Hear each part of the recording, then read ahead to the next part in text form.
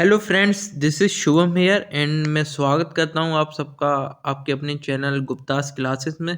जैसे कि हम अब तक पढ़ रहे थे, कॉस्ट अकाउंटिंग हमने स्टार्ट किया था। उसमें हमने अब तक 2 लेक्चर अपने 2 वीडियोस कर चुके हैं, है ना। तो आपने अभी तक वो वीडियोस नहीं देखे हैं तो आप जाके उन वीडियोस को देख सकते हैं, ठीक है। यहाँ मैं और बता दूं कि ये जो वीडियो रहने वाला है ये आपके लिए बहुत ज़्यादा बेनिफिशियल रहने वाला है, चाहे आप किसी भी एग्ज़ाम की प्रिपरेशन कर रहे हो, है ना। लाइक पीजीटी कॉमर्स, आप किसी भी एक स्टेट से हो, किसी भी एग्ज़ाम मतलब लाइक कोई भी पीजीटी कॉमर्स हो, मैं यहाँ आपको एक बार और विस्तार से बता देता हूँ। लाइक कि आपका जो वीडियो रहने वाला है important D triple S B के लिए, क्योंकि डी ट्रिपल एस बी में मैं आपको बताया था एक video, D triple S B के लिए भी मैंने बनाया था कि सिलेबस क्या रहता है आपका, कैसे आपको तैयारी करनी है, उसके लिए भी मैंने एक वीडियो बनाया था। वो वीडियो आपने नहीं देखा है तो आप जाके देख सकते हैं। तो कॉस्ट अकाउंटिंग में कम से कम 5-7 नंबर का, नहीं तो मिनिमम 5-7 नंबर का और मैक्सिमम 8 से 10 नंबर के आपका कॉस्ट अकाउंटिंग का जो पोर्शन है वो D triple S B PGT commerce में आता ही आता है, ठीक है। इसके अलावा आपका जो बिहार का जो एस्टेट है ना, उसके लिए भी रेलेवेंट है, क्योंकि बिहार के स्टेट में आपका जो कॉस्ट अकाउंटिंग का जो पोर्शन है वो करीब 10 नंबर का है ना। ठीक है, 10 यानी 15 नंबर का है। अब मुझे एक्चुअल में याद नहीं है कितने का है, बट इतना मुझे पता है 10 से कम का नहीं है, ठीक है। उसके अलावा फिर वो बीपीएससी की आपकी जो आगे वैकेंसी आएगी उसमें भी कहीं ना कहीं ये 3.0 जो आएगी उसमें भी कहीं ना कहीं आपके लिए ये रेलिवेंट हो सकता है, ठीक है। ये लेक्चर तो आप मैं ये आपसे अनुरोध करना चाहता हूँ कि आप वीडियो को देखिए, है ना, अच्छे से देखिए। आपको कोई भी समस्या आती है वीडियोज़ में, ठीक है, तो आप मुझे कमेंट बॉक्स में कमेंट कर सकते हैं। वीडियो आपको कैसा लगता है ये भी आप बता सकते हैं, ठीक है। आपको अच्छा लगता है, बुरा लगता है, कैसा भी लगता है, आप कोई भी अपना पॉजिटिव चाहे हो चाहे नेगेटिव कमेंट हो आप वीडियो में कर सकते हैं। लाइक, अगर आप वीडियो देख रहे हैं तो लाइक करना ना भूलें, ठीक है। तो हमने अब तक पढ़ा था, लास्ट वीडियो में हमने कॉस्ट ऑब्जेक्ट और कॉस्ट यूनिट तक पढ़ा था। मैं ये मानता हूँ कि ये वीडियो थोड़ा बोरिंग से है, just because we are studying here the theory part of cost accounting. So जो थ्योरी पार्ट है कॉस्ट अकाउंटिंग का वो थोड़ा बोरिंग सा है। तो जैसे जैसे अब मतलब 1 या 2 वीडियोस और रहेंगी थ्योरी पार्ट पे, उसके बाद फिर मोस्टली सबरा आपका प्रैक्टिकल एक्सपेक्ट आ जाएगा। सो 1 मिनट कहाँ चला गया, तो घबराने की बात नहीं है, ठीक है। इस वीडियो को देखिए, अच्छे से समझने की कोशिश करिए, और नहीं समझ में आता है तो उसके लिए मैं बैठा ही हूँ आपके लिए, ठीक है। चलिए आज पढ़ेंगे कॉस्ट ड्राइवर। कॉस्ट ड्राइवर क्या होता है, कॉस्ट ड्राइवर के बारे में पढ़ते हैं। एक cost driver is a factor और वेरिएबल, ठीक है। तो यहाँ से हमने देखा या तो ये फैक्टर है, मतलब ये फैक्टर है और एक वेरिएबल है, ठीक है, okay. Which affect the level of cost, जो कि कॉस्ट के लेवल को अफेक्ट करता है। कैसे, आइए देखते हैं। It is an activity which is responsible for cost incurrence, level of activity और volume of production is the example of cost driver. An activity may be event, task और यूनिट ऑफ वर्क, ठीक है। तो वो activity क्या हो सकती है, कोई इवेंट हो सकता है, टास्क हो सकता है, ये यूनिट ऑफ वर्क भी हो सकता है। तो कहने का मतलब क्या है कि एक ड्राइवर है ना, कॉस्ट ड्राइवर, ठीक है। तो हम इधर कह सकते हैं ड्राइवर का मतलब यहाँ पे क्या है, ड्राइवर, ड्राइवर क्या होता है, ड्राइवर क्या होता है। ड्राइवर आपका अगर सिंपल टर्म्स में पूछा जाए कि ड्राइवर को आप कैसे डिफाइन करेंगे, तो आप ये कहेंगे कि driver is someone who pushes who push the vehicle, है ना। तो व्हीकल को पुश करता है, पुश करना इन द सेंस व्हीकल को धकेलता है। ऑल्दो कि वो कैसे करता है, वो सब वो मैकेनिकली करता है, लाइक, है ना। वो एक्सक्लेरेशन देता है, एक्सक्लेट करता है गाड़ी को, है ना, और ब्रेक ब्रेक लगाता है और गियर वियर डालता है ना। तो यहाँ पे भी ड्राइवर का मतलब यहाँ पे भी सेम, एग्जैक्टली सेम सा ही है, ठीक है। कि ऐसा फैक्टर या ऐसा वेरिएबल कोई जो कॉस्ट को, ठीक है, कॉस्ट को पुश करे, मतलब कॉस्ट को इनकर्ड करने में मदद करे, मतलब जैसे कि ऐसी कोई चीज़ जिससे कॉस्ट आपकी इनकर्ड हो, तो वो देखेंगे हम। अब यहाँ पे जैसे कि इन्होंने बात करी कि कोई एक्टिविटी हो सकती है जिसके अंदर कॉस्ट इनकर्ड हो रही है, तो वो एक्टिविटी कोई इवेंट हो सकता है, टास्क हो सकता है और यूनिट ऑफ वर्क भी हो सकता है।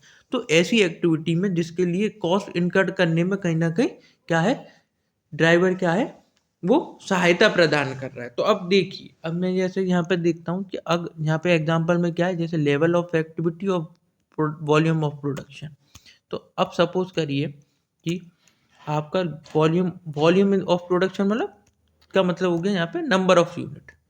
मैं एग्जांपल से समझाने की कोशिश कर रहा हूँ। सपोज करिए आपको 100 यूनिट्स बनानी है किसी भी प्रोडक्ट की, तो आपकी कुछ ना कुछ कॉस्ट होगी, ठीक है। सपोज अब आपको आपको 1000 यूनिट बनानी है, ठीक है। तो आपने क्या किया है यहाँ पे, लेवल ऑफ प्रोडक्शन को क्या किया है, बढ़ाया है। तो लेवल ऑफ प्रोडक्शन को जब बढ़ाएंगे तो क्या कॉस्ट बढ़ेगी या नहीं बढ़ेगी, बढ़ेगी, है ना। तो ऐसी कोई भी चीज जिससे कॉस्ट में क्या हो रहा है, कॉस्ट में इनकरेंस हो रहा है, कॉस्ट उससे कॉस्ट बढ़ रही है, या कॉस्ट उससे कॉस्ट उससे एक तरीके से हम एसरटेन कर पा रहे हैं, ठीक है। तो उस चीज को हम कहेंगे एक तरीके से कॉस्ट ड्राइवर, ठीक है। कि कोई भी फैक्टर्स हो सकते हैं, और फैक्टर में क्या हो सकते हैं, और फैक्टर में देख लेते हैं, ठीक है। कॉस्ट ड्राइवर के और फैक्टर क्या हो सकते, और एग्जांपल क्या है, number of machine setup. Suppose करिए आपकी एक मशीन है, तो एक मशीन पे क्या करेंगे आप, एक लिमिटेड अमाउंट ऑफ प्रोडक्शन करेंगे। अब आपने मशीन्स बढ़ा दी तो आपका क्या होगा, प्रोडक्शन बढ़ेगा, प्रोडक्शन बढ़ेगा तो आपका कहीं ना कहीं कॉस्ट भी बढ़ेगी। नंबर ऑफ परचेज ऑर्डर, आपका परचेज ऑर्डर अगर ज़्यादा होंगे, आप परचेज ऑर्डर ज़्यादा दोगे तो कहीं ना कहीं आप परचेज ज़्यादा करोगे, रॉ मटेरियल ज़्यादा खरीदोगे, और रॉ मटेरियल ज़्यादा खरीदोगे तो इसका मतलब क्या हो गया, आप प्रोडक्शन ज़्यादा करोगे, और प्रोडक्शन ज़्यादा करोगे तो आपकी जो कॉस्ट इनकर है वो ज़्यादा होगी।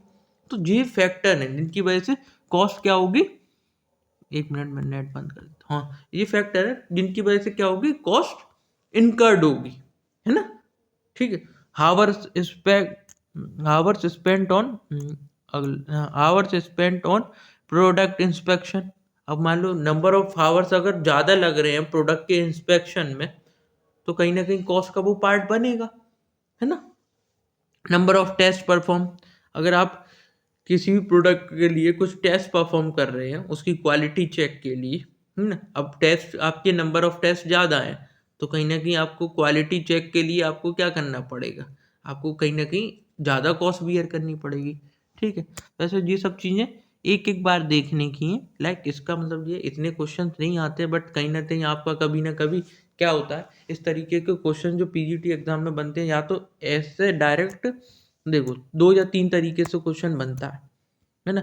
जो टर्म्स होते हैं, टर्म से 2 या 3 तरीके से क्वेश्चन बनता है। क्वेश्चंस कैसे बनेंगे मैं बता देता हूँ आपको। या तो टर्म को वो डायरेक्टली आस्क करेगा, डायरेक्टली पूछ लेगा, ठीक है ना। उसमें आपके 3 या 4 ऑप्शन देगा, उसमें आपको कहीं ना कहीं अगर आपने पहले पढ़ रखा हो उस टर्म के बारे में, मैं यहाँ पे हल्का हल्का पढ़ाते हुए चल रहा हूँ, आपको हो सकता है ये वीडियो बोरिंग लग रहा हो, आपको लग रहा हो कि ये कारगर नहीं है, पर जैसे ही हम क्वेश्चंस करने पे आएंगे ना इसके बाद, फिर आपको समझ में आएगा कि हाँ ये वीडियो बहुत कारगर है, क्यों पढ़ना जरूरी है थ्योरी को भी, ठीक है। या तो टर्म को डायरेक्ट पूछेगा कि भाई कॉस्ट ऑब्जेक्ट क्या है, कॉस्ट यूनिट क्या है ना, कॉस्ट ड्राइवर क्या है, रेस्पॉन्सिबिलिटी सेंटर क्या है, ठीक है। पहला तो इस तरीके से क्वेश्चन है, ये क्वेश्चन होते हैं सबसे सिंपल वन वाले क्वेश्चन, ठीक है। इसमें थोड़ा और उनको अच्छा लेवल देना होगा तो क्या करेंगे, फिर वो इन्हीं को स्टेटमेंट की फॉर्म में क्वेश्चन से लिख देगा, मतलब लाइक 2 स्टेटमेंट दे देगा, है ना। और फिर आपसे पूछेगा कि इनमें से कौन सा स्टेटमेंट सही है, कौन सा गलत है ना। क्या ये दोनों स्टेटमेंट सही हैं, क्या दोनों गलत हैं, दोनों में से एक सही है एक गलत है, इस तरीके के क्वेश्चन को पूछेगा। इस तरीके के क्वेश्चन को आप तभी आंसर कर पाएंगे जब आपने उस टर्म के बारे में कहीं ना कहीं थोड़ा बहुत आपको थोड़ी बहुत जानकारी होगी, है ना, है ना। तो इस तरीके के क्वेश्चन इस वाले से थोड़ा हार्ड हो जाते हैं, जस्ट बिकॉज कभी कभी वो दो दो टर्म्स के या अलग अलग चीज़ों के बारे में 2 स्टेटमेंट दे देता है। जैसे मान लो कॉस्ट ड्राइवर के बारे में स्टेटमेंट दे दिया एक, दूसरे में कॉस्ट ऑब्जेक्ट के बारे में स्टेटमेंट दे दिया, तो कहीं ना कहीं अब आपको दोनों चीज़ों के बारे में पता होना चाहिए, तभी आप उस क्वेश्चन का आंसर कर पाओगे, ठीक है। ये हो गया दूसरा तरीका क्वेश्चन बनने का। तीसरा तरीके मैं आपको बता देता हूँ। तीसरा तरीका क्वेश्चन बनने का जो वेरी वेरी हार्ड में आ जाएगा, है ना, वेरी वेरी हार्ड कैटेगरी या हार्ड कैटेगरी मान लो, सिंपल टू हार्ड में मैंने बताया। तीसरे क्वेश्चन में क्या करते हैं वो, तीसरे क्वेश्चन में आपको क्या करेंगे, 2 कॉलम दे देंगे, है ना, यहाँ पे 3-4 चीज़ें दे देंगे, 3-4 कंपोनेंट दे देंगे और 3-4 इनसे रिलेटेड, इन कंपोनेंट से रिलेटेड उनके बारे में थोड़ी थोड़ी जानकारी दे देंगे। ठीक, अब आपसे कहेंगे साहब इनको मैच कर दो, मैच द फॉलोइंग। ठीक है, तो अब आपको क्या करना पड़ेगा, इसमें से जो सबसे रेलेवेंट ऑप्शन बन रहा है, ठीक है, मान लो यहाँ पे कॉस्ट ड्राइवर दे दिया, कॉस्ट ऑब्जेक्ट दे दिया, कॉस्ट यूनिट दे दिया और इनके बारे में थोड़ी थोड़ी चीज़ें बता दी यहाँ पे, तो जो सबसे रेलेवेंट ऑप्शन बन रहा है उसके हिसाब से आपको मैच करना पड़ेगा। तो ये 3 तरीके के क्वेश्चन बनते हैं टर्म्स के ऊपर, टर्मिनोलॉजी के ऊपर। हम क्यों पढ़ रहे हैं यहाँ पे, उसका हमारा मकसद क्या है, हमारा मकसद सिर्फ इतना है कि देखो, अब जब हम थ्योरी पढ़ते हैं ना, तो थ्योरी से एक चीज़ और मैं बता रहा हूँ, थ्योरी पढ़ना क्यों ज़रूरी है। थ्योरी पढ़ना इसलिए ज़रूरी है जस्ट बिकॉज देखो, आप कोई भी पीजीटी कॉमर्स का एग्ज़ाम उठा के देखो, ठीक है, पीजीटी को कॉमर्स ही नहीं कह रहा, बल्कि मैं कोई सा भी कॉमर्स लेवल का एग्ज़ाम उठा के देख लेना, चाहे अब मैं ये कह रहा हूँ कि आप चाहे एस्टेट उठा के देखो, ठीक है, DSSS भी उठा के देखो। मैं ये थोड़ा आउट ऑफ द बॉक्स बात कर रहा हूँ, बट क्यों करनी पड़ रही है, ये आपको समझाने के लिए कुछ चीज़ें, तो ये भी इम्पोर्टेंट चीज़ है, मैं एक बार समझा देता हूँ। पीजीटी कॉमर्स में चाहे आप एस्टेट देखो, DSSS भी देखो, आपका जैसे वो राजस्थान का फर्स्ट ग्रेड का पेपर देखो, ठीक है, बिहार का देख लो कोई भी पेपर जो अभी हुए हैं बीपीएससी में, है ना, या फिर आप कोई भी एग्ज़ाम देख लो, है ना, तो मैं आपको लिख के दे रहा हूँ कि उसमें जो क्वेश्चंस बनेंगे सब, है ना, सपोज करो 100 क्वेश्चंस हैं किसी एग्जाम में, तो 100 क्वेश्चन में से कम जो क्वेश्चन बनी, कम से कम बता रहा हूँ 70:30 का रेशो रहता है। कहने का मतलब 70 क्वेश्चन आपके आएंगे थ्योरेटिकल बेस्ड। थ्योरेटिकल बेस्ड मतलब कि आपको बेस से बेसिक्स पूछी जाएंगी, बिल्कुल बेसिक से थ्योरी बेस्ड क्वेश्चन आएंगे, और 30 क्वेश्चन आएंगे सिर्फ और सिर्फ प्रैक्टिकल। ये भी मैं बहुत ज़्यादा बता रहा हूँ, 30 क्वेश्चन 70 में से 30 क्वेश्चन, सॉरी 100 में से 30 क्वेश्चन प्रैक्टिकल बन जाए, तो आपको बेस कहाँ से बनाना पड़ेगा, इसी थ्योरी से बनाना पड़ेगा। तो ये पढ़ना इसलिए ज़रूरी है।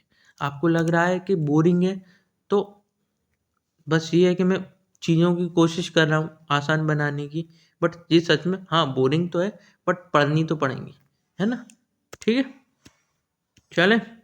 तो जी आपका हो गया, क्या पढ़ लिया हमने, कॉस्ट ड्राइवर। चलिए रेस्पॉन्सिबिलिटी सेंटर पढ़ते हैं।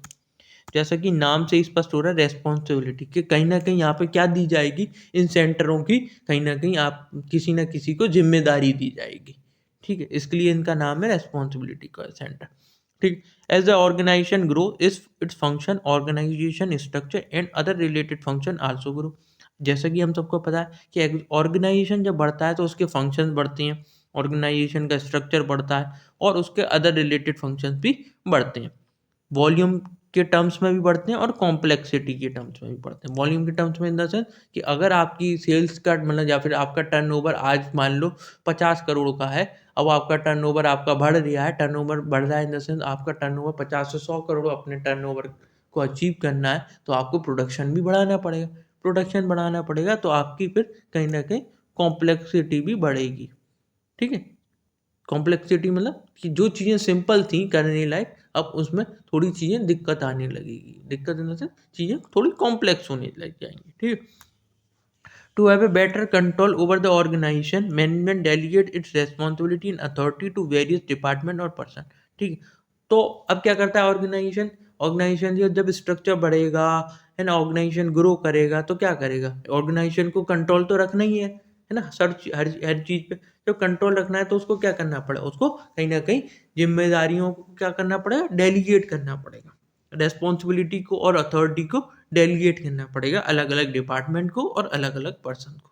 दीज डिपार्टमेंट और person are known as responsibility centre. इन्हीं डिपार्टमेंट और पर्सन को हम क्या बोलते हैं, इनको बोलते हैं रेस्पॉन्सिबिलिटी सेंटर बोलते हैं। तो कहने का मतलब ये है, जैसे नाम से स्पष्ट हो रहा है रेस्पॉन्सिबिलिटी सेंटर का मतलब क्या है कि यहाँ पे कहीं ना किसी को रेस्पॉन्सिबल ठहराया जाएगा, कोई ना कोई जिम्मेदारी दी जाएगी, और फिर जिम्मेदारी में अगर कोई भी चूक होती है तो कहीं ना कहीं फिर वो जो क्वेश्चन अराइज होगा वो रेस्पॉन्सिबिलिटी सेंटर को जो हेड कर रहा था, है ना, उससे वो क्वेश्चन अराइज होगा।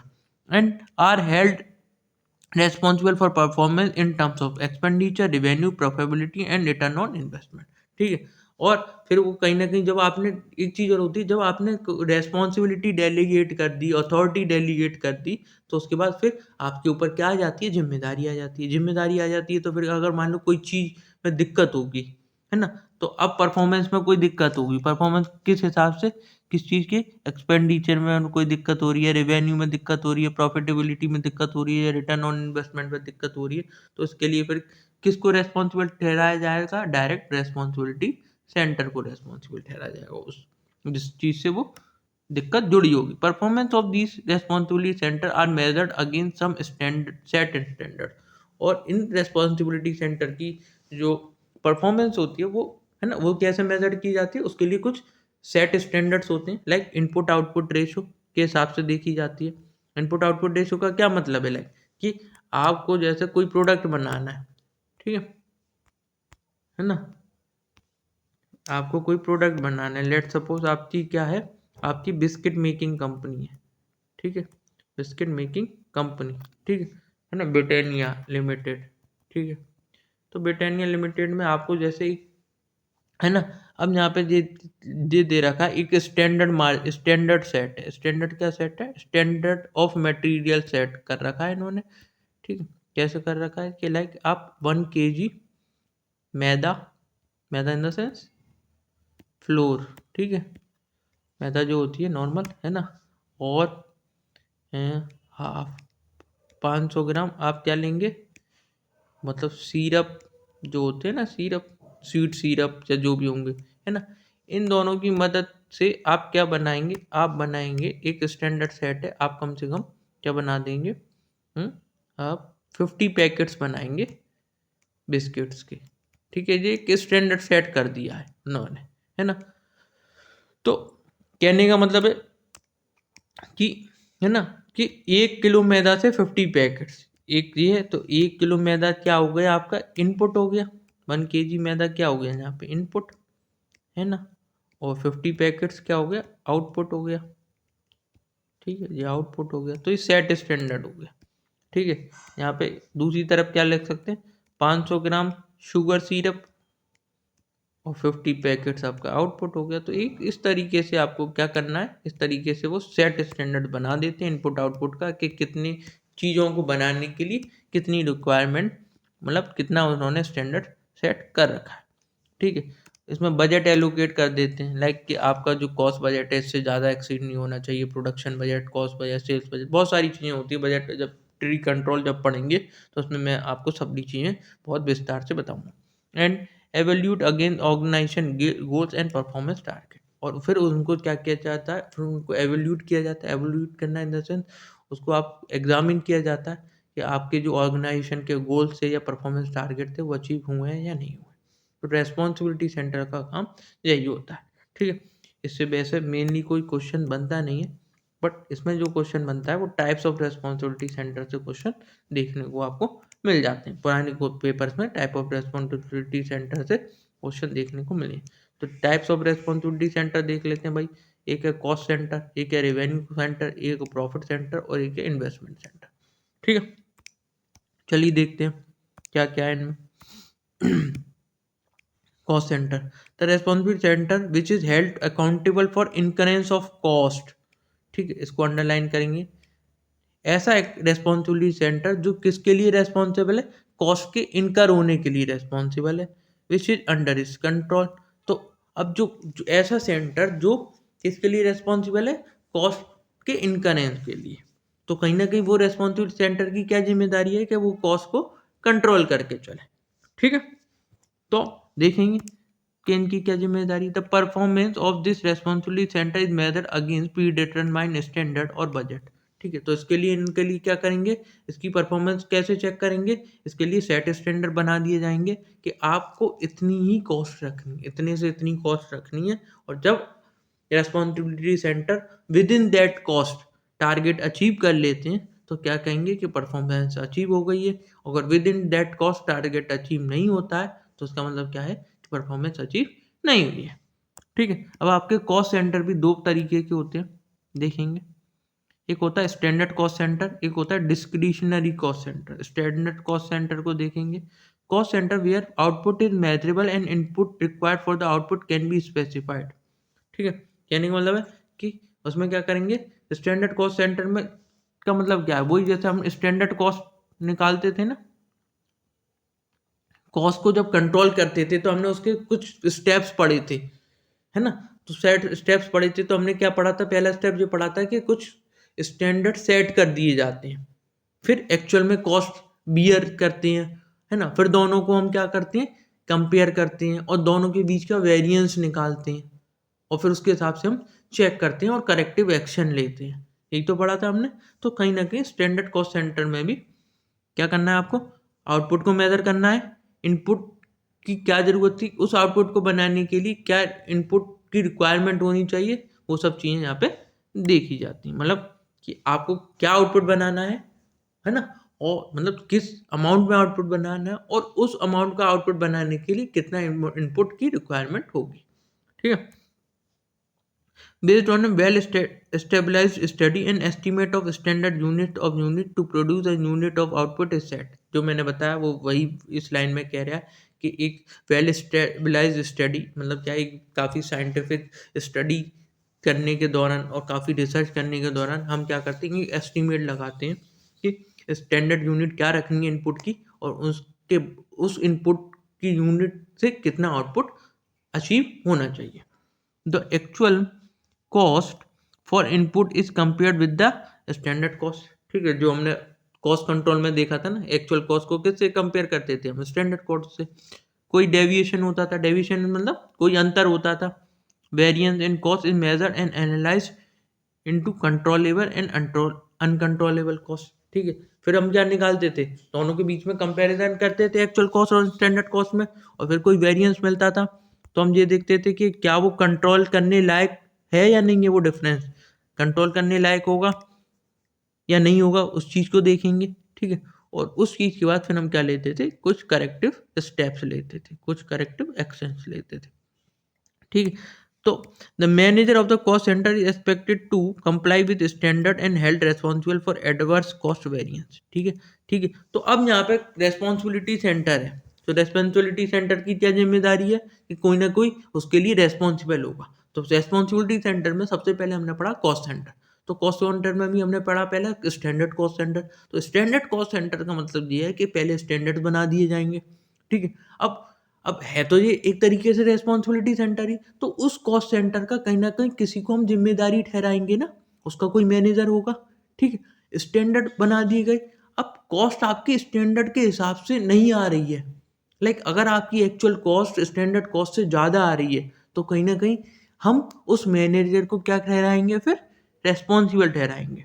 ठीक है, वही बात यहाँ पे लिखी हुई है। The input output ratio for standard cost centre is clearly identifiable. ठीक है, और जो इनपुट आउटपुट रेशियो है, ठीक है, स्टैंडर्ड कॉस्ट सेंटर का, वो कहीं ना कहीं आइडेंटिफिएबल होना चाहिए। कहने का मतलब है हम तभी तो किसी को जिम्मेदारी के लिए उसको लिए हम उसको वो दोषी ठहराएंगे ना कि आपने क्या किया, आपने कॉस्ट को स्टैंडर्ड के हिसाब से अचीव नहीं किया, तो उसके लिए कहीं ना कहीं इनपुट आउटपुट रेशियो होना जरूरी है। ठीक है, आगे देखते हैं। इसमें दूसरा है आपका डिस्क्रिशनरी कॉस्ट सेंटर। यहाँ पे दो इस तरीके से क्वेश्चन पूछा जा सकता है कि कॉस्ट सेंटर कितने टाइप के होते हैं। तो हमने आप तक देखा कॉस्ट सेंटर दो तरीके के होते हैं, एक स्टैंडर्ड कॉस्ट सेंटर, दूसरा हम देखेंगे discretionary cost centre. The cost centre where output can not be measured in financial terms. ठीक है, ऐसा कॉस्ट सेंटर जहाँ पे आउटपुट हम क्या करते हैं, फाइनेंशियल टर्म्स में हम मेजर ही नहीं कर सकते, तो उस केस में क्या हुआ, उस केस में क्या हुआ, डिस्क्रिशनरी कॉस्ट सेंटर पे हम क्या करेंगे, उसको इसमें डिस्क्रिशनरी कॉस्ट सेंटर को ऑप्ट करेंगे। ठीक है, जहाँ पे फाइनेंशियल टर्म्स में हम आउटपुट को मेजर नहीं कर सकते। दस input output ratio can not be defined. भाई जब आउटपुट का कोई एक नंबर ऑफ यूनिट्स में आउटपुट को हम क्या नहीं कर सकते, मतलब एक तरीके से मेजर नहीं कर सकते, या फाइनेंशियल टर्म्स में हम मेजर नहीं कर सकते आउटपुट को, तो इनपुट आउटपुट रेशियो डिफाइन करने की ज़रूरत ही नहीं है। तो यहाँ पे एक तरीके का क्वेश्चन यहाँ पे ये भी पूछा जा सकता है, ऐसा कौन सा कॉस्ट सेंटर है, ऐसा कौन सा कॉस्ट सेंटर है जिसमें इनपुट आउटपुट रेशियो की ज़रूरत नहीं पड़ती। तो ऑप्शन क्या हो जाएगा आपका, डिस्क्रिशनरी कॉस्ट सेंटर, है ना। हम जो पढ़ रहे हैं क्वेश्चन वहीं से बनते हैं, ऐसा नहीं है कि कोई कहीं क्वेश्चन कहीं अलग से बन रहे हैं चीज़ें। बस पढ़ने का तरीका, चीज़ें आपको पता होनी चाहिए, ठीक है। आगे देखते हैं क्या कह रहा। The cost of input is compared with allocated budget of the activity. इसमें क्या कहते हैं, जो कॉस्ट है इनपुट की, जो हम इनपुट लगा रहे हैं उसकी कोई ना कोई कॉस्ट होगी। यहाँ पे उसको किससे किससे कंपेयर किया जाता है, जो एलोकेटेड बजट है एक्टिविटी। एलोकेटेड बजट एक्टिविटी में सपोज करिए, ठीक है ना। यहाँ पे हम क्या करेंगे, यहाँ पे एक एलोकेट कर देंगे बजट को। बजट को एलोकेट करना मतलब कि हम कहीं ना कहीं ये कहेंगे कि लाइक कि अब सपोज करो एक डिपार्टमेंट है ना, प्रोडक्शन डिपार्टमेंट है ना, प्रोडक्शन डिपार्टमेंट, उसकी यूनिट 1 है ना, यूनिट 2 है, ऐसी यूनिट में फैला हुआ है वो, और यूनिट 3 है, ठीक है ना। तो अब हमने बजट एलोकेट कर दिया है कि जो इसका जो कॉस्ट का बजट है, लाइक कि प्रोडक्शन जो बजट होना चाहिए, जो प्रोडक्शन कंप्लीट होना चाहिए, उसके लिए हमने लाइक दे दिया कि सबको 100 यूनिट्स बनानी है इनको, और 1 लाख रुपए का इनका क्या है, एक प्रोडक्शन बजट, मतलब एक बजट बना दिया कि बजट एलोकेट कर दिया कि आपको इतने फंड मिलेंगे और इतने फंड में ही आपको 100 यूनिट अपनी कंप्लीट करनी है, ठीक है। इस तरीके का जो बजट एलोकेट करते हैं, है ना। तो बजट एलोकेट हो गया साहब, ठीक, किसी एक्टिविटी पे, किसी डिपार्टमेंट पे, ठीक है। तो अब क्या किया जाएगा, अब कॉस्ट ऑफ इनपुट को उस एलोकेटेड बजट से क्या किया जाएगा, कंपेयर किया जाएगा, और फिर हम क्या करेंगे, हम वाकई में क्या करेंगे। अब भाई बजट एलोकेट हो गया, इतने ही बजट में काम करना था, चलिए अब इन्होंने वो सारा मटेरियल लाए, डायरेक्ट मटेरियल लाए, जो भी रॉ मटेरियल का मटेरियल था जिससे जो 100 यूनिट्स बनानी थी, ठीक है। उसके बाद कोई क्या है, उनके पास कुछ लेबर भी होगी जो ये काम करेगी, बनाएगी, है ना। तो लेबर का पैसा भी इन्हीं को बियर करना पड़ेगा ना, है ना, ठीक है। कुछ एक्सपेंस होंगे, डायरेक्ट एक्सपेंस जो इसमें लगेंगे, जो भी प्रोडक्ट से डायरेक्टली एसोसिएटेड है, जिस इन यूनिट्स को बनाने के लिए डायरेक्टली एसोसिएटेड है, ठीक है। हो सकता है कुछ प्रोडक्शन के ओवरहेड भी आए, प्रोडक्शन के कुछ खर्चे और आए, ठीक है। तो कहीं ना कहीं अब इनमें कुछ खर्चा हुआ, तो ये क्या हो, ये खर्चा वो खर्चा है जो और हमने इनपुट किया है, कोई ना कोई खर्चा इनपुट किया, कुछ कॉस्ट हम इसमें इनपुट करेंगे ना, इन 100 यूनिट्स को बनाने में, ठीक है। तो इस इनपुट कॉस्ट को हम किससे कंपेयर करेंगे, जो हमें बजट एलोकेट किया था एट लास्ट, जब कॉस्ट ऑफ प्रोडक्शन निकलेगा इसका पूरे का, तो हम इस एलोकेटेड बजट से कंपेयर करेंगे, ठीक है। ओके, देखते हैं क्या example of discretionary cost centre है, research and development department, R&D department. R&D department में क्या होता है, R&D डिपार्टमेंट में हम क्या करते हैं, कोई ना कोई नई इनोवेशंस करते हैं, है ना, अपने प्रोडक्ट और सर्विसेज को लेके। तो वहाँ पे एक बजट एलोकेट करते हैं, दें कि साहब आपको तो इतना ही फंड, हम तो इतना ही फंड देंगे, है ना। मैनेजमेंट क्या करता है, मैनेजमेंट पहले से ही बजट एलोकेट करता है कि R&D के लिए आपको इतना इतना फंड मिलेगा, अब आपको उसी में अपनी क्या करनी है, पूरी रिसर्च और डेवलपमेंट का काम करना है, ठीक है। तो ऐसा नहीं है कि मतलब कि आपको पैसा दे दिया तो आप क्या उस पैसे को क्या करेंगे, कि उस पैसे को क्या करेंगे, खराब कर देंगे, या उस पैसे को मतलब खा जाएंगे या पानी में मिला देंगे। एट द एंड इसकी भी क्या करेंगे भाई, है तो ये रेस्पॉन्सिबिलिटी सेंटर ही ना, तो एट द एंड इसमें भी क्या होगा, इसमें भी कंपैरिजन होगा। लिखा तो इनपुट को हम किससे कंपेयर करेंगे, जो बजट एलोकेट किया था उससे कंपेयर करेंगे, ठीक है। तो डिस्क्रिशनरी कॉस्ट सेंटर में क्या होता है, इसमें आपका देखा कि इसमें हम फाइनेंशियल टर्म्स में मेजर नहीं कर पाते आउटपुट को, बट कहीं ना इसमें इनपुट आउटपुट रेशियो होता, तो यहाँ पे हम कैसे कंपेयर करते हैं, कॉस्ट ऑफ इनपुट को एलोकेटेड बजट से हम कंपेयर करते हैं।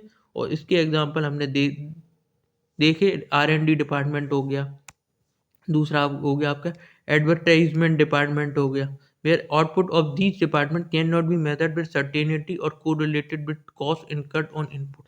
और इस केस में क्या होता है, आउटपुट हम इन डिपार्टमेंट को वैसे भी हम क्या कर, इन डिपार्टमेंट का आउटपुट हम मेजर भी नहीं कर सकते ना, तो भाई कि एक एडवर्टाइजमेंट डिपार्टमेंट का काम क्या होता है, एडवर्टाइजमेंट को ज़्यादा से ज़्यादा संख्या तक पहुँचाना, ठीक है।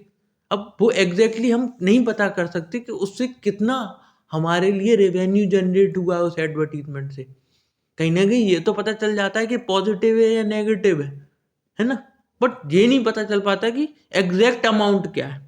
ठीक है, तो उस केस में जो हम कॉस्ट सेंटर जो हमारी मदद करता है वो डिस्क्रिशनरी कॉस्ट सेंटर है। ठीक है, अगला देखते हैं आपका रेवेन्यू का सेंटर। रेवेन्यू सेंटर को हम और क्या कह सकते हैं, रेवेन्यू सेंटर को हम कह सकते हैं सेल्स सेंटर भी कहा जा सकता है। ठीक है, तो उसका नाम अगर सेल्स सेंटर करके आया तो आपको समझ जाना है जी रेवेन्यू सेंटर। तो भाई जैसे कॉस्ट में जिम्मेदारी क्या थी, कॉस्ट को असरटेन करना, कॉस्ट को कंट्रोल करना। ठीक है, तो रेवेन्यू सेंटर में जिम्मेदारी क्या होगी किसी इंसान की, रेवेन्यू रेस्पॉन्सिबिलिटी सेंटर का कोई हेड है तो उसकी जिम्मेदारी क्या होगी यहाँ पर, रेवेन्यू को असरटेन करना, लाइक रेवेन्यू को ज़्यादा से ज़्यादा, मतलब रेवेन्यू न से सेल्स को ज़्यादा से ज़्यादा बढ़ाने की जिम्मेदारी होगी यहाँ पे। देखिए यही जिम्मेदारी होगी, देखते द रेस्पॉन्सिबिलिटी, सॉरी गलती से चल गया, the responsibility centre which are accountable for generation of revenue for the entity. ऐसा रेस्पॉन्सिबिलिटी सेंटर जो जिसकी जिम्मेदारी क्या है कि वो रेवेन्यू को जनरेट करे किसी भी एंटिटी के लिए, एंटिटी इन द सेंस किसी ऑर्गेनाइजेशन के लिए। Sales department for example is responsible for achievement of sales target and revenue generation, है ना। तो यहाँ पे क्या जिम्मेदारी है कि आप सेल्स को ज़्यादा से ज़्यादा बढ़ाएंगे। तो सेल्स डिपार्टमेंट की जैसे कि जिम्मेदारी क्या होती है कि वो ज़्यादा से ज़्यादा सेल्स को अचीव करें और रेवेन्यू को जनरेट करें। Through revenue centre do not have control on expenditure, दो हालांकि रेवेन्यू सेंटर का क्या होता है, कंट्रोल नहीं है एक्सपेंडिचर पे। एक्सपेंडिचर का मतलब यहाँ पे क्या है, एक्सपेंडिचर का मतलब यहाँ पे है कॉस्ट से, उनका कंट्रोल किस पे नहीं है, कॉस्ट पे कंट्रोल नहीं है। कॉस्ट का कंट्रोल किस पे, कॉस्ट सेंटर का है। रेवेन्यू का कंट्रोल किस पे, रेवेन्यू पे है।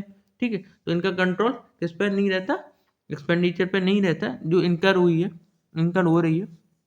It incurs, but sometimes expenditure related with selling activities like commission to salesperson etc. are incurred by revenue center।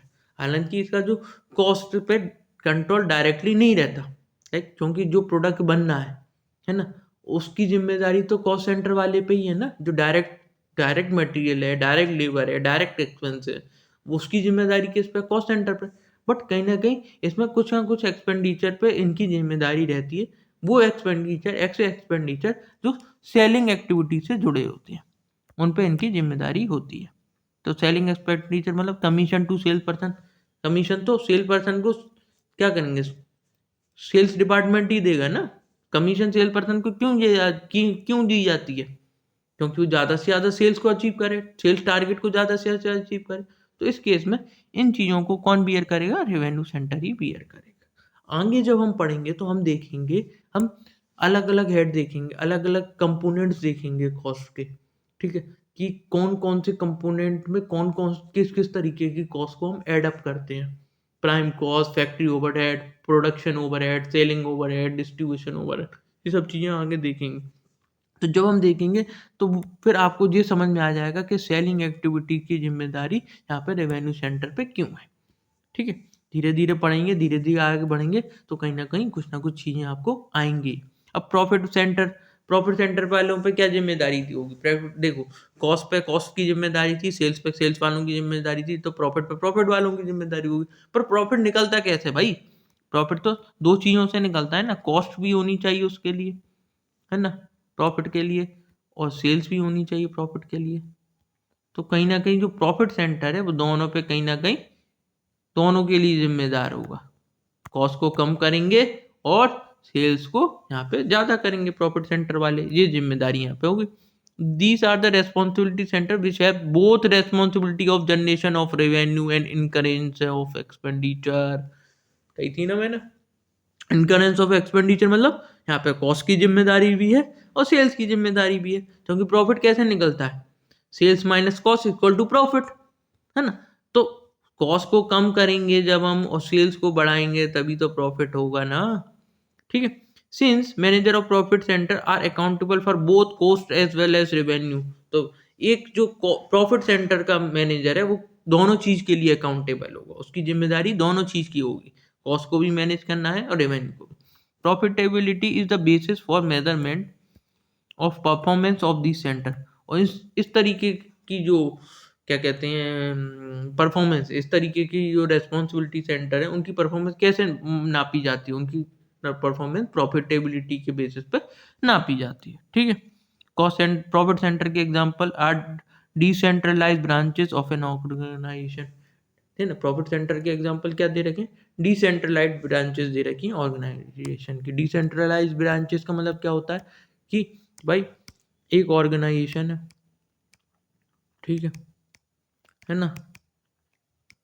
ना, उन्होंने क्या कर रही है, उन्होंने डिसेंट्रलाइज कर दिया ब्रांचेस को डिसेंट्रलाइजेशन का मतलब है कि ब्रांचेस को अलग अलग यूनिट में तोड़ दिया। ठीक है, यूनिट 1, यूनिट 2, यूनिट 3, है ना। तो जब डिसेंट्रलाइज कर दिया जाएगा तो कहने का मतलब ये है कि इनके ऊपर जो हेड होगा, जो मैनेजर होगा, अलग अलग जो डिसेंट्रलाइज ब्रांच है उनके ऊपर जो हेड होगा उनके ऊपर सारी जिम्मेदारी होगी कि क्या कॉस्ट रहती है, क्या सेल्स रहती है और क्या प्रॉफिट रहता है। ठीक है, अब इस वाली यूनिट 2 को यूनिट 3 से कोई मतलब नहीं होगा जब डिसेंट्रलाइजेशन कर दिया जाएगा। डिसेंट्रलाइजेशन का मतलब ये हो गया एक तरीके से आपने क्या किया, अथॉरिटी को नीचे वाले लोगों में, सबऑर्डिनेट्स में अपनी अथॉरिटी को बांट दिया एक तरीके से। ठीक है, तो यूनिट 2 की, तो इस केस में क्या होगा, यूनिट 1 का प्रॉफिट अलग कैलकुलेट होगा, यूनिट 2 का अलग होगा, यूनिट 3 का अलग होगा। फिर इन तीनों को कंपेयर करेंगे और फिर जिसके में दिक्कत निकलेगी उसको फिर क्या करेंगे, उसको जिम्मेदारी उसकी मतलब उसको जिम्मेदार ठहराया जाएगा, भाई तुम्हारी कम क्यों है, उसकी ज़्यादा क्यों है, सबको बराबर बराबर एलोकेट किए गए थे रिसोर्सेज। तो बहुत सारी चीज़ें है ना, तो हमने ये समझ लिया प्रॉफिट सेंटर का एग्जांपल क्या, डिसेंट्रलाइज ब्रांचेस हो सकती हैं किसी भी ऑर्गेनाइजेशन की। ठीक है, इन्वेस्टमेंट सेंटर देखेंगे भाई, these are the responsibility centre which are not only responsible for profitability. तो यहाँ पे क्या है, जी ऐसे सेंटर जो रेस्पॉन्सिबल सिर्फ और सिर्फ प्रॉफिट के लिए ही नहीं रेस्पॉन्सिबल है but also have the authority to make capital investment decision.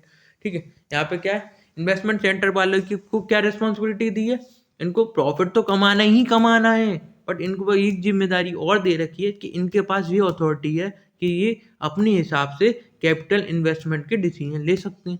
Capital investment के डिसीजन का मतलब क्या है, ये इतनी इनको ये जिम्मेदारी है दे रखी है कि आप तय कर सकते हैं कि किस प्रोजेक्ट में पैसा लगाएं या नहीं लगाएं, कौन सा प्रोजेक्ट वायबल होगा, वायबल इन द सेंस कौन सा प्रोजेक्ट फेवरेबल होगा या नहीं होगा।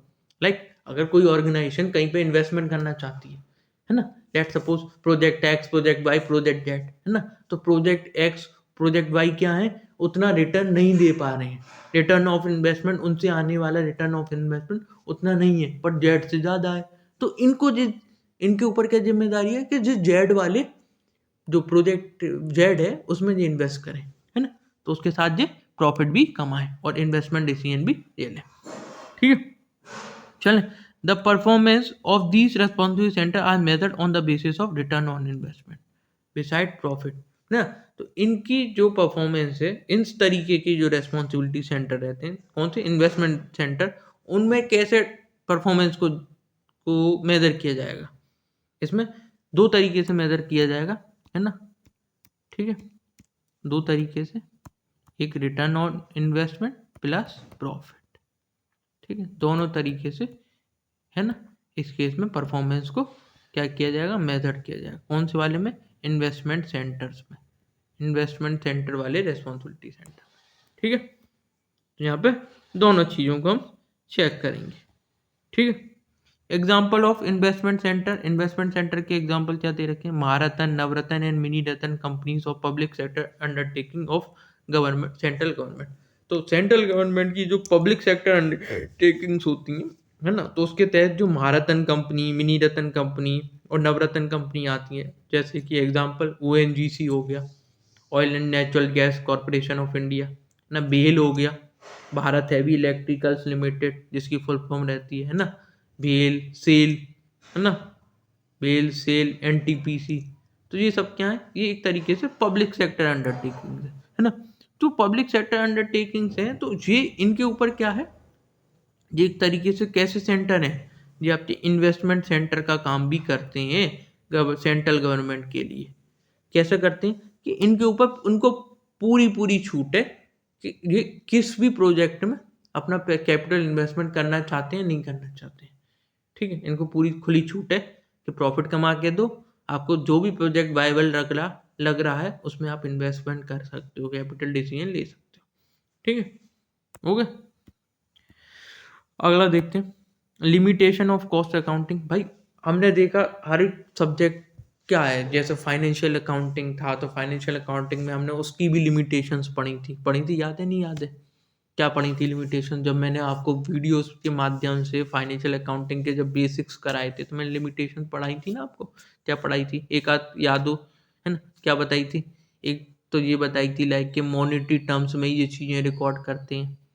फाइनेंशियल अकाउंट में हम चीज़ें क्या करते हैं, मॉनेटरी टर्म्स को तवज्जो देते हैं, है ना? बाकी आप हॉनेस्टी, है ना, या नॉन मॉनेटरी टर्म्स के अलावा जो इंसान की जो हॉनेस्टी है या उसके एफर्ट्स हैं, ह्यूमन रिसोर्स मैनेजमेंट की जब बातें आती हैं तो हम उसको रिकॉर्ड नहीं करते।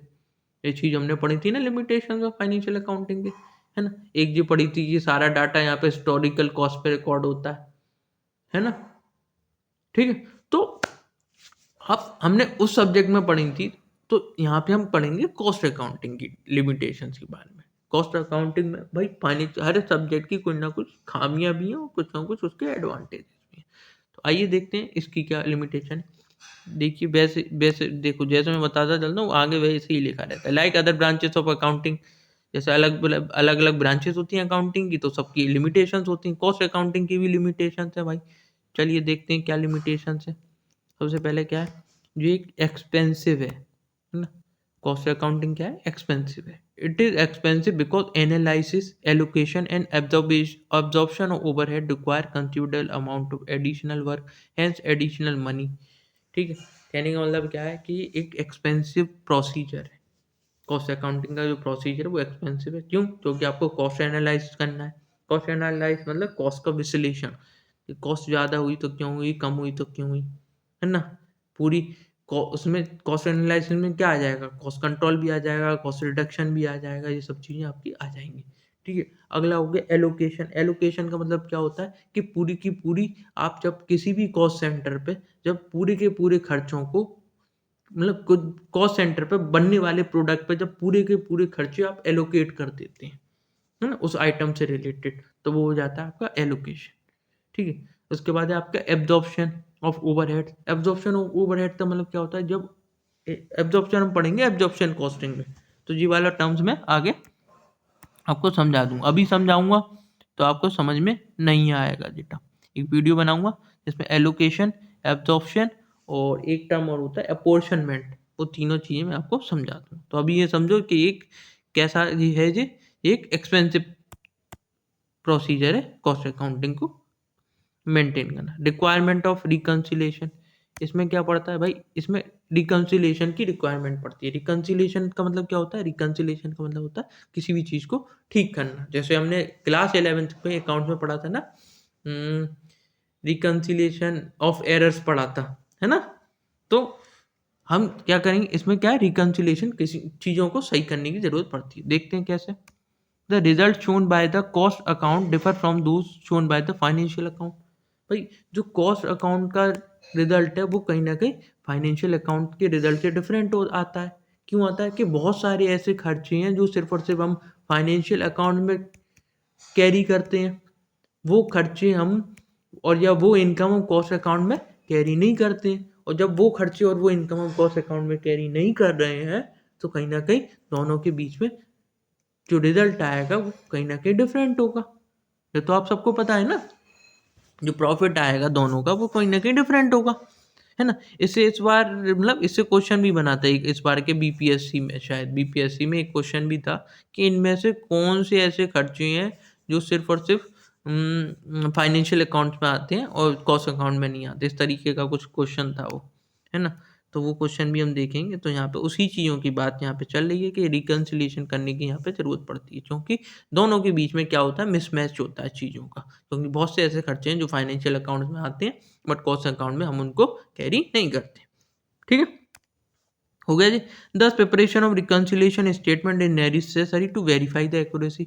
तो फिर इस केस में हमको क्या बनाना पड़ता है, हमको रिकन्सिलिएशन स्टेटमेंट बनाना पड़ता है। ठीक है, रिकन्सिलिएशन स्टेटमेंट बनाना पड़ता है किसके लिए, ताकि हम वेरीफाई कर सकें एक्यूरेसी, है ना। एक रिकंसिलिएशन स्टेटमेंट हम बनाते थे एक तरीके का, वो भी एक रिकंसिलिएशन स्टेटमेंट ही होता है। कौन सा? जो हम बीआरएस में बनाते थे, याद होगा आपको। बीआरएस में बनाते थे ना। What is BRS? BRS bank reconciliation statement, है ना। सॉरी, वो जो अभी बोला था ना मैं, वो रेक्टिफिकेशन ऑफ एरर होता है। सॉरी, मेरे दिमाग से एकदम से इसके वो गलती से मेरे को वो रिकंसिलिएशन निकल आया था, वो रेक्टिफिकेशन ऑफ एरर था, सॉरी, है ना। तो वो जो 11th में जो चैप्टर है आपका, जिसमें आप एरर्स को सही करते हो, यहाँ पे रिकंसिलिएशन है, यहाँ पे भी एक तरीके से ठीक करना है रिकंसिलिएशन, ठीक। तो हम बीआरएस बनाते हैं, बैंकिंग रिकंसिलिएशन स्टेटमेंट, याद हो आपको 11th में। तो उसमें हम क्या करते थे?